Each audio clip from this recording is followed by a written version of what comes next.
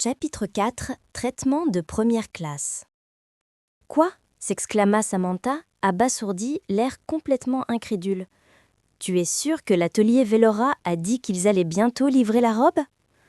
Oui, répondit le majordome, lui aussi comme dans un rêve. La responsable de l'atelier Velora l'a dit en personne. Hélène resta sans voix, puis un éclat de joie traversa son visage. Peut-être que Velora s'est trompée, et ils ont cru que c'était Samy qui avait commandé la robe. C'est pour ça qu'ils ont accepté aussi facilement ? En parlant, Hélène attrapa la main de Samantha, le visage rayonnant de fierté, comme si elle était déjà certaine que la robe était destinée à sa fille. Adriane hocha la tête, tout à fait d'accord. C'est forcément ça. Maman, tu n'avais pas commandé une robe sur mesure chez Velora pour les 18 ans de Samy la dernière fois ? Mais ils avaient dit qu'ils étaient débordés à cause des commandes des autres jeunes filles de la haute société et qu'ils ne pouvaient pas s'en occuper.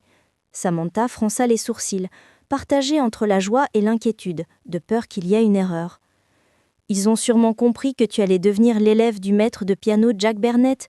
Ton avenir est tout tracé, ils veulent absolument te faire plaisir, dit Adriane, la fierté brillant dans ses yeux en tapotant la tête de Samantha. Exactement, acquiesça Hélène, les yeux pleins d'espoir et de fierté pour sa fille. Samy, avec ton talent au piano, Monsieur Burnett va forcément te prendre sous son aile. Après ça, la famille Rivers va grimper en flèche à Stonebridge. Tous les héritiers des grandes familles vont se battre pour attirer tes faveurs. Velora sait très bien où est son intérêt.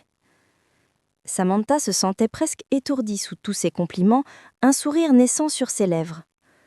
Ne vous inquiétez pas, maman, papa, je n'oublierai jamais le soutien de la famille Rivers. Le majordome, debout à l'écart, hésitait à parler. Voyant Hélène et Samantha si heureuses, il n'osait pas en dire plus, mais... Madame Hélène, les gens de Velora sont là, avec la robe.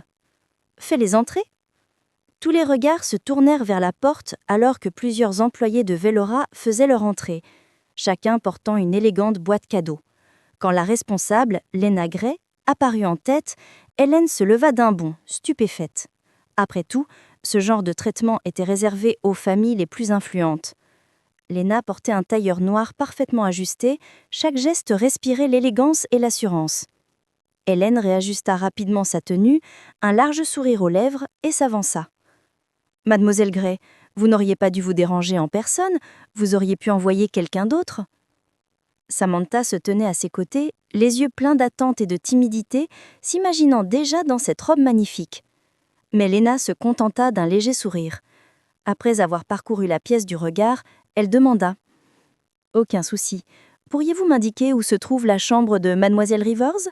Je vais lui remettre la robe en main propre. » À ces mots, Samantha se leva lentement, un sourire fier sur son visage. « Ce n'est pas la peine, vous pouvez me la donner directement. » Lena recula d'un pas, levant la main pour expliquer calmement. « Mademoiselle Rivers, vous faites erreur. Cette robe est destinée à Mademoiselle Sloane Rivers. » À ces mots, les sourires de la famille Rivers se figèrent. Les yeux d'Hélène s'écartillèrent, incrédules. « Qu'est-ce que vous venez de dire ? La robe est pour Sloane ?» Adriane avança, le visage assombri par la colère.